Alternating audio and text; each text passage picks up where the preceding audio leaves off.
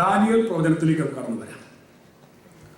അതിൻ്റെ 2-ാം അധ്യായം 13-ാം വാക്യം ആരെങ്കിലും വായിച്ചാൽ.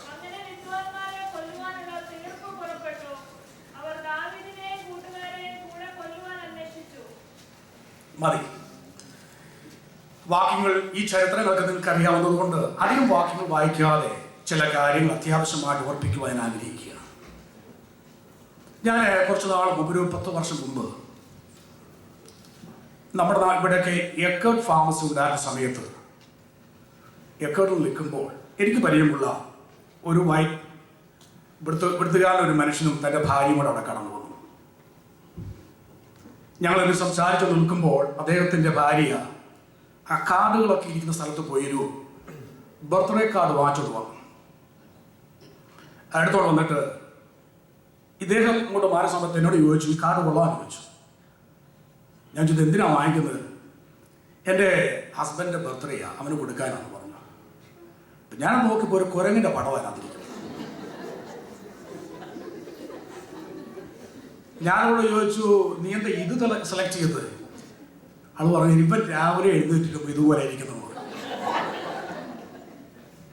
ഇതുപോലെ ഇരിക്കുന്നു. ശരിയില്ല, നമുക്ക് രാവിലെ എഴുന്നേറ്റ് നമ്മളെ നോക്കി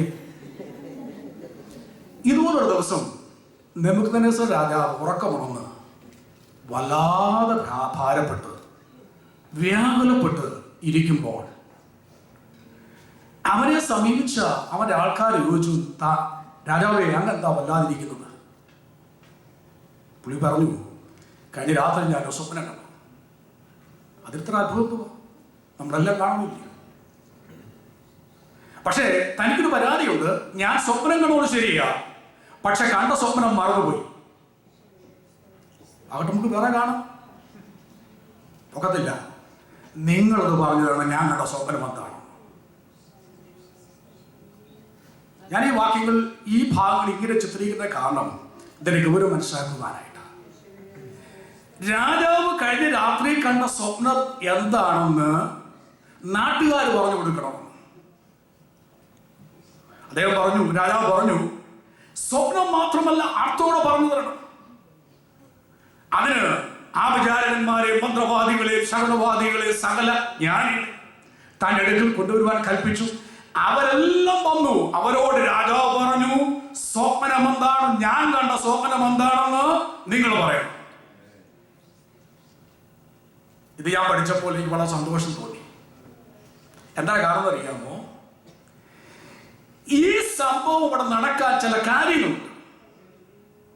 അതിന് പ്രധാനപ്പെട്ട വിഷയം, ദൈവം അറിയുന്നെങ്കിലും ലോകമറിയാതെ ദൈവത്തിന് പ്രയോജനമുള്ള ചില വ്യക്തികൾ ബാബിലോണിലുണ്ട്.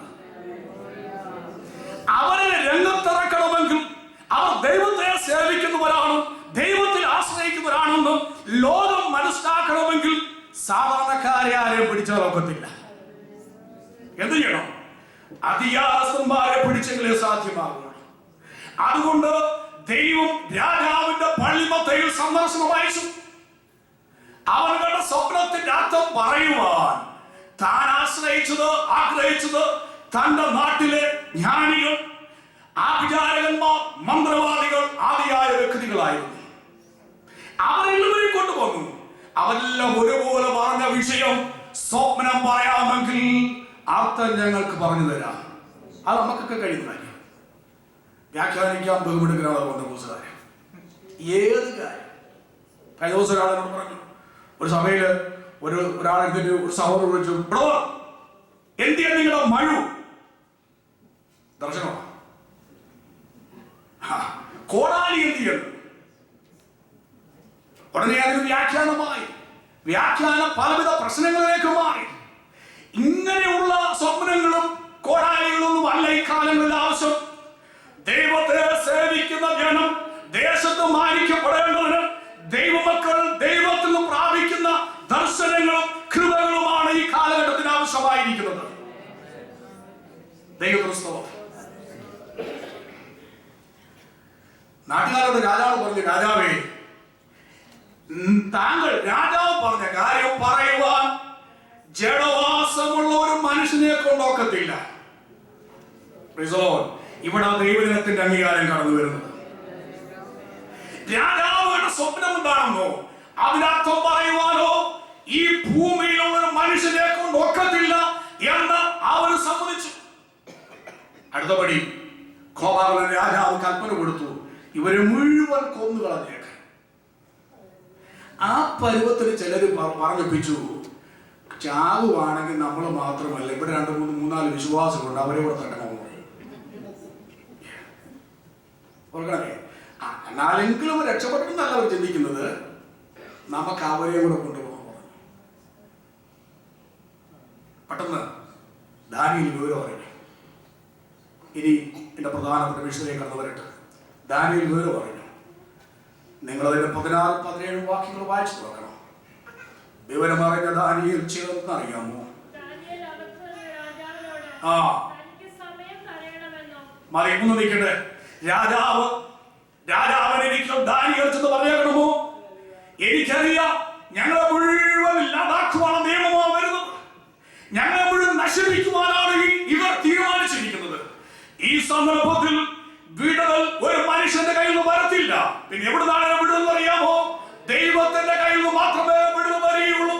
അതുകൊണ്ട് ദാനിയേൽ തീരുമാനിച്ചു സമയം എടുത്ത് പ്രാർത്ഥിക്കണമെന്ന കാര്യം. ഈ കാലഘട്ടത്തിന്റെ ആവശ്യം സമയം എടുത്ത് പ്രാർത്ഥിക്കുന്ന ദൈവങ്ങളാണ്. ദേശത്തിന്റെ ആവശ്യം, സഭയ്ക്ക് ആവശ്യം, കുടുംബത്തിന് ആവശ്യമായിരിക്കുന്നത്. ഒരു പ്രോഗ്രാമായിട്ട് പ്രാർത്ഥന നടത്തരുത്.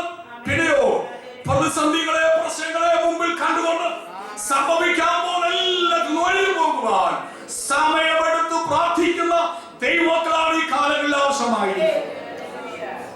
ദാനിയേൽ പറഞ്ഞത്, എനിക്ക് സമയം തരണം, എനിക്ക് സമയം തരണം. എന്തിനു വേണ്ടി അറിയാമോ? എന്റെ ദൈവത്തോട് ചോദിച്ചു. നിങ്ങൾ പറഞ്ഞില്ലയോ ജഡവാസമുള്ള മനുഷ്യനെ കൊണ്ട് ഇതിന് മറുപടി പറയാൻ ഒക്കത്തില്ലെന്ന്. എനിക്കറിയാതെ മറുപടി പറയുന്ന ഒരാളെന്നുള്ള കാര്യം.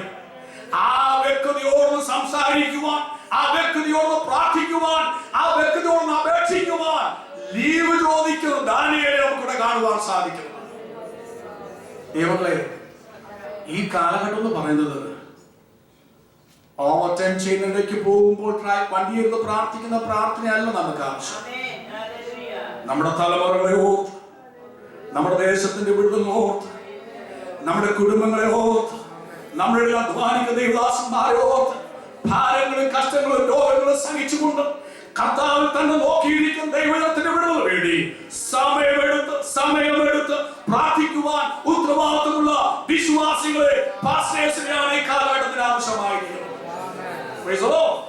ആ പ്രാർത്ഥന കൊണ്ട് മാത്രമേ ഈ നാട്ടുകാർ പോലും പറഞ്ഞു കഴിഞ്ഞു ജഡവാസമുള്ള മനുഷ്യനെ കൊണ്ട് ഒക്കത്തില്ലെന്ന്.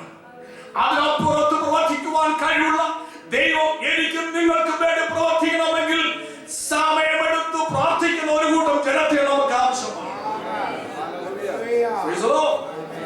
പ്രാർത്ഥനയുടെ നന്മയെ അനുഭവിച്ച അനേക ദൈവമക്കൾ ഈ കൂട്ടത്തിലുണ്ടെന്ന് എന്റെ വിശ്വാസം. പ്രാർത്ഥനയുടെ നന്മ. ദാനിയേൽ എന്ന് പറഞ്ഞേക്കണമോ, എനിക്ക് സമയം വേണം.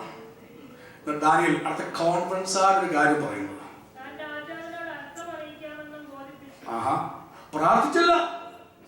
തന്റെ ദൈവത്തിലുള്ള വിശ്വാസം, തന്റെ ദൈവത്തിലുള്ള ആശ്രയം പൂർണ്ണമായി ഉറപ്പിച്ചുകൊണ്ട് ദാനിയേൽ രാജാവോട് പറഞ്ഞു, ഞാൻ എന്റെ ദൈവത്തോട് അപേക്ഷിക്കുവാൻ പോവുകയാണ്.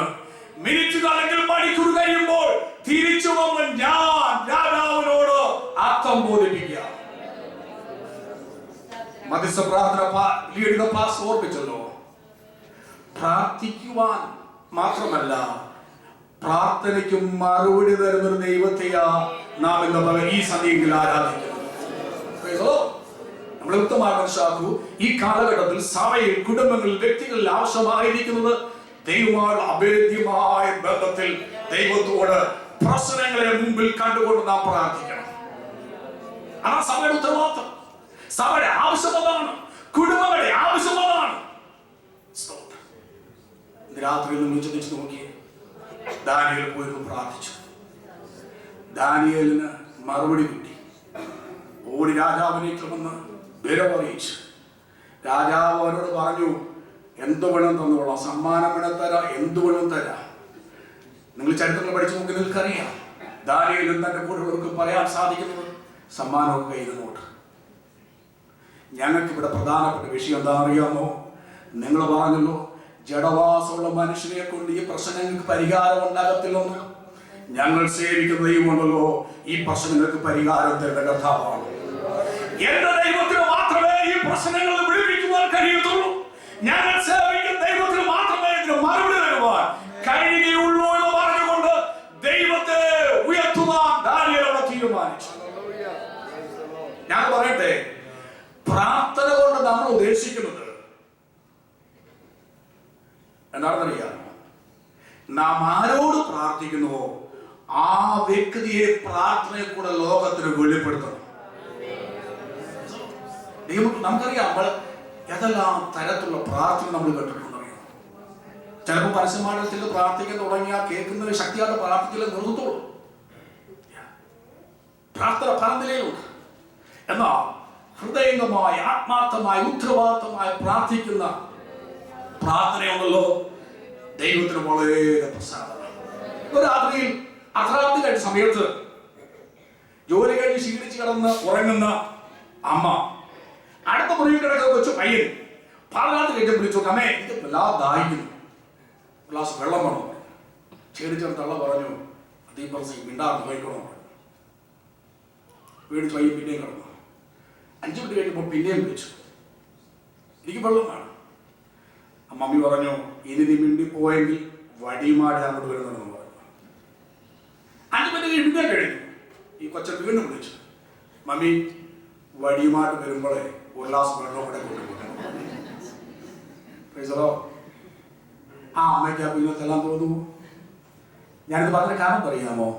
നമ്മൾ അനേക വിഷയങ്ങളെ ഓർത്ത് പ്രാർത്ഥിക്കുന്നവരാ. അനേക വിഷയങ്ങളെ പാതിരാത്രി ആരും അറിയാതെ നാം നമ്മുടെ വേദനകൾ പങ്കുവെക്കുമ്പോൾ, ദൈവത്തോട് പങ്കുവെക്കുമ്പോൾ പലപ്പോഴും പല വിഷയങ്ങൾക്കും മറുപടി തൽക്ഷണം ലഭിച്ചില്ലെന്ന് വരാം.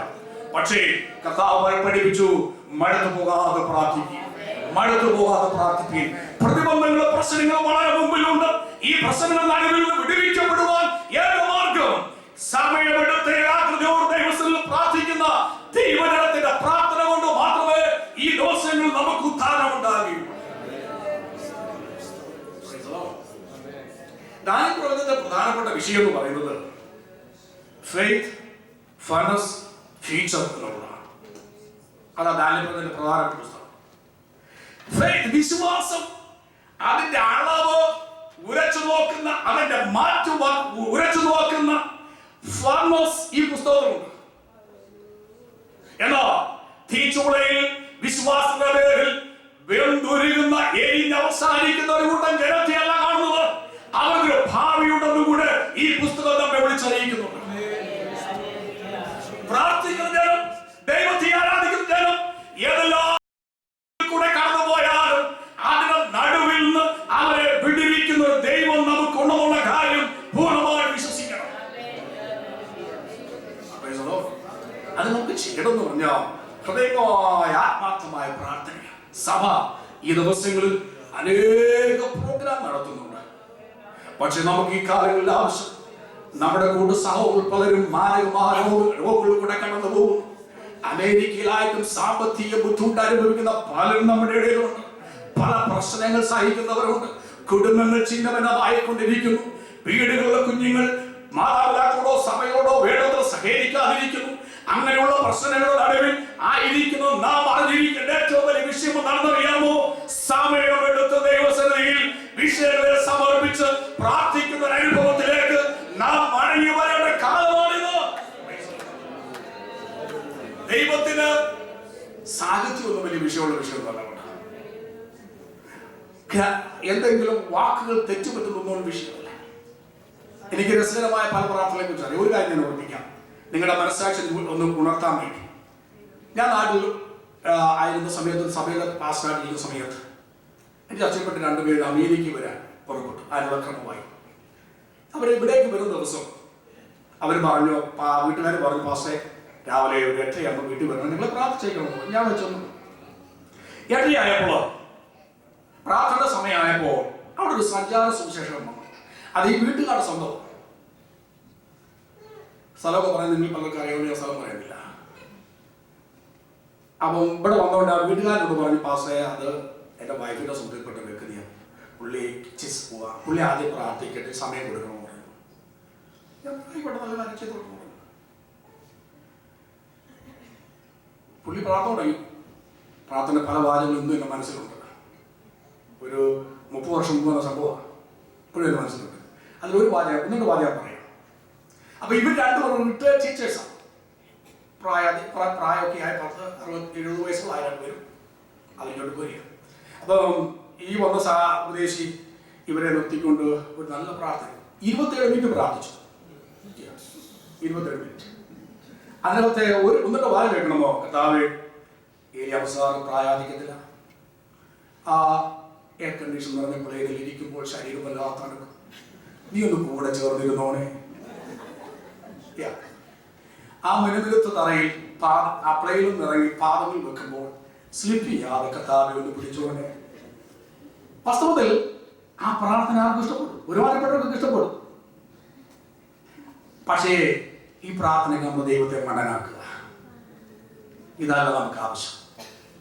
മനുഷ്യർക്ക് വിളങ്ങുവാൻ ചെവിയിൽ ആസ്വാദ്യമായി തോന്നുന്ന ഭാഷകൾ ഉപയോഗിച്ച് എന്തെങ്കിലും പറയുന്ന നല്ല പ്രാർത്ഥന, ഹൃദയത്തിന്റെ വേദനയിൽ തകർന്ന ഹൃദയത്തോടുകൂടെ മനസ്സ് ഒരുക്കുള്ള ആത്മാവോടുകൂടെ നാം ദൈവസന്നിധിയിൽ വിഷയങ്ങളെ സമർപ്പിച്ചുകൊണ്ട് തകർന്ന ഹൃദയത്തോട് കർത്താവേ, എന്റെ പ്രശ്നം ഇതാണ്, എന്റെ വിഷയം ഇതാണ്, ഇതിന് പരിഹാരം തരുവാൻ ജഡവാസമുള്ള മനുഷ്യരെ കൊണ്ട് ഒക്കത്തില്ല, സ്വർഗത്തിൽ ദൈവം ഇറങ്ങി വന്നേ ഒക്കത്തുള്ളൂ എന്ന് നിർബന്ധമായി പറഞ്ഞാൽ എന്റെ നിങ്ങളുടെ ആശ്വാസത്തിനായി ഇറങ്ങി വരുന്ന സഹായിക്കുന്ന ഒരു വാഴ്ത്തപ്പെട്ട കർത്താവാണ് നമ്മുടെ ഉടയവനെന്ന് ഇതിനകത്ത് നാം അറിഞ്ഞിരിക്കുന്നത് ഏറ്റവും ആവശ്യമാണ്.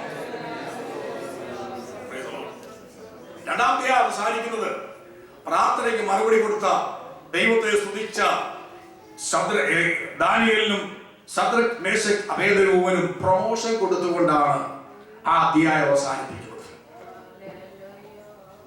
നമുക്ക് പ്രോസിക്യൂഷൻ ഉണ്ട്, പക്ഷേ നമ്മളെ പ്രിസർവ് ചെയ്യുന്ന ഒരു ദൈവം എന്നുള്ള കാര്യം നമ്മൾ ഒരിക്കലും മറന്നു പോകരുത്. നമ്മളെ പ്രിസർവ് ചെയ്യുന്ന ദൈവം മാത്രമല്ല ദൈവം, നമ്മളെ പ്രൊമോട്ട് ചെയ്യുന്ന ദൈവം കൂടിയാണ് നമ്മുടെ ദൈവം.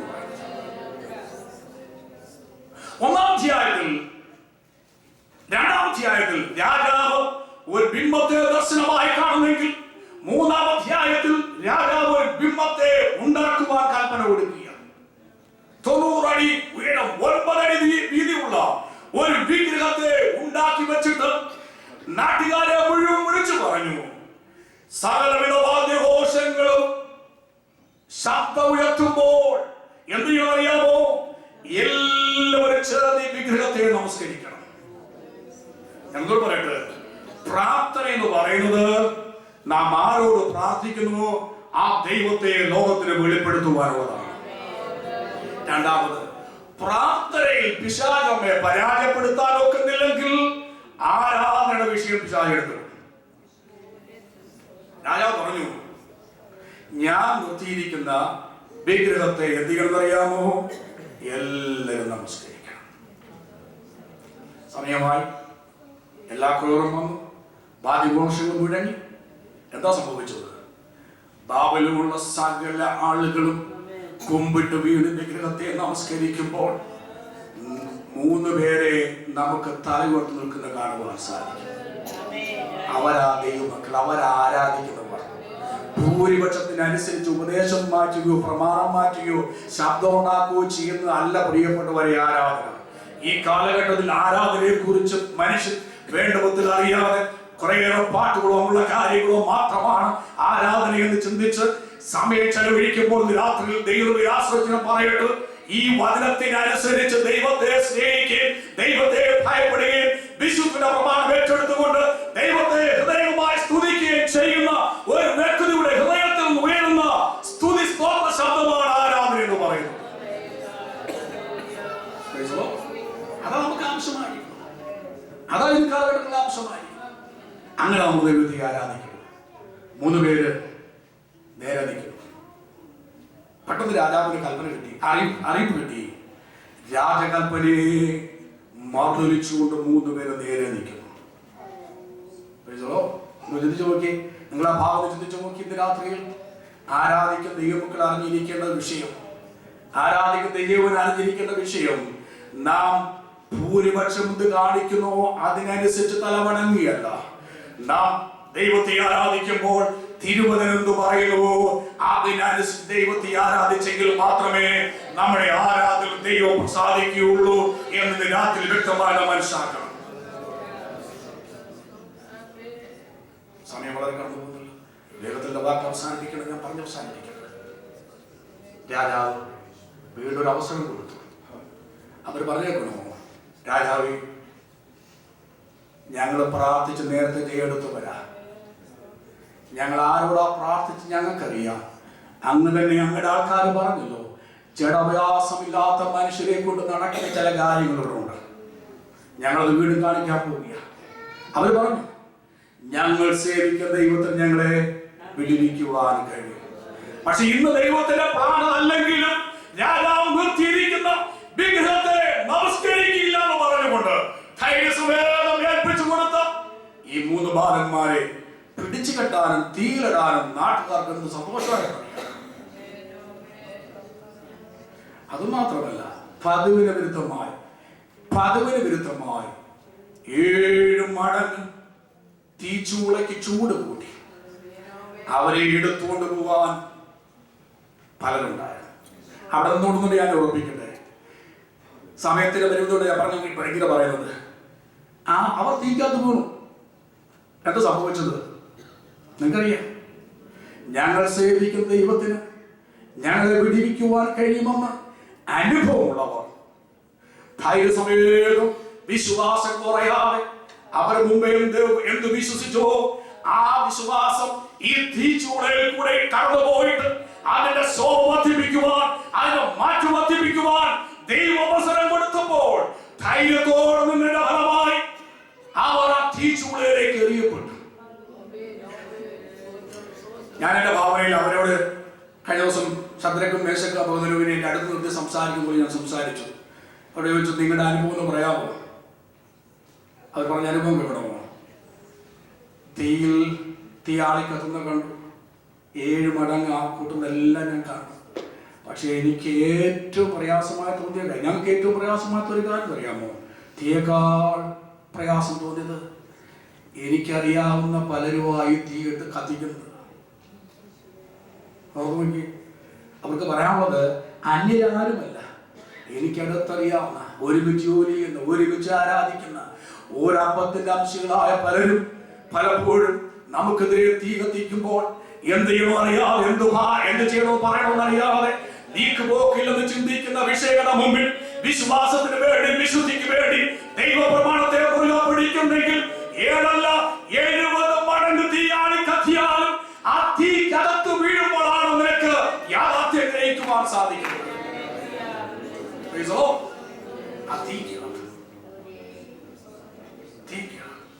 എന്ത് പറ്റി? വെളിയിൽ നിൽക്കുന്നവൻ അറിയത്തില്ല തീക്കകത്ത് എന്താ സംഭവിക്കുന്നത്. പ്രിയപ്പെട്ടവരെ, ഇന്ന് രാത്രി വന്നെങ്കിൽ ദൈവം ചിന്തിച്ചു നോക്കിയേ, എല്ലാവരും ചിന്തിച്ചു നോക്കിയേ. 7 മടങ്ങില്ലെങ്കിലും പലപ്പോഴും ചെറിയ ചെറിയ തീകൾ നമ്മുടെ ജീവിതത്തിൽ കത്തി ഇതുകൊണ്ട് അവസാനിക്കും തോന്നി എത്ര സന്ദർഭം നമുക്കുണ്ടായി. ഇന്ന് രാത്രി ഹൃദയമാ പറയാൻ സാധിക്കുമോ?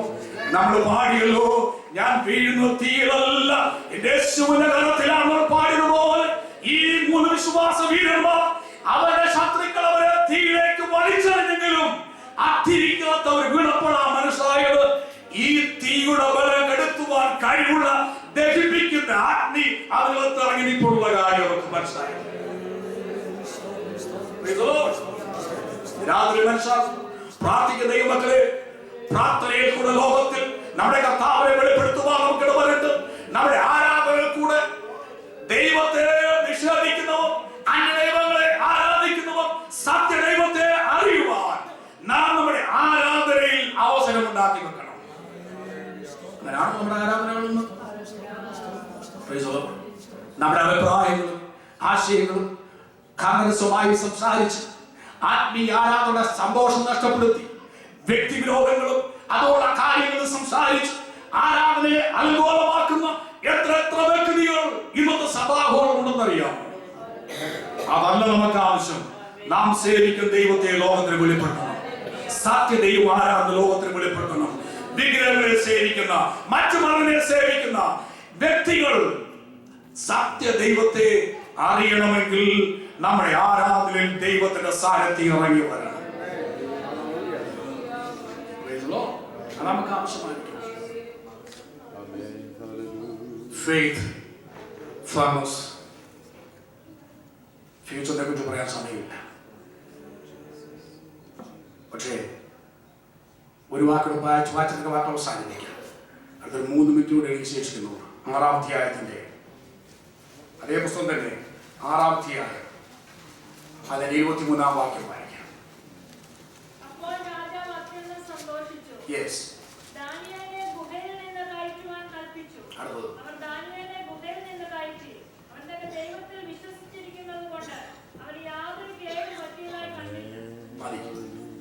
ഒന്നാമത്തെ വിഷയം വിശ്വാസത്താൽ പ്രാർത്ഥനയിൽ കൂടെ ദൈവത്തെ ലോകത്തിന് വെളിപ്പെടുത്തുക. രണ്ടാമത്തെ വിഷയം ദൈവത്തെ നിഷേധിക്കുന്നവർക്ക് സത്യദൈവത്തെ വെളിപ്പെടുത്തുവാൻ നമ്മുടെ ആരാധനയിൽ കാരണമായി തീരുക. മൂന്നാമത് നമ്മുടെ ഫ്യൂച്ചർ എന്താ? അത് തൊടാൻ പോലും സമയമില്ല. പണ്ട് ഡോക്ടർ ഓപ്പറേഷൻ തുടങ്ങി പറഞ്ഞ് നിർത്താൻ പോകുന്നത് കീറിയിട്ടു, പക്ഷെ തുന്നിക്കേട്ട സമയമില്ല, അവിടെ അവസാനിപ്പിക്കുക. പക്ഷെ ഒരു പ്രത്യാശ കാര്യം നമ്മൾ മനസ്സിലാക്കണം. നമ്മളിന്ന് ഈ തീ കിടക്കാനുള്ളവരല്ല, നമ്മളിന്ന് ഈ ഗുഹയെ കിടക്കാനുള്ളവരല്ല. ദാനിയേലിനെ രാജാവ് ഗുഹയിൽ നിന്ന് പിടിച്ചു കയറ്റിയതുപോലെ വെളിപാട് പുസ്തകം 4-ാം അധ്യായം 1-ാം വാക്യത്തിൽ ഇങ്ങനെ പറയുന്നു, ഇവിടെ കയറി വരിക. അതാണ് ഫ്യൂച്ചർ.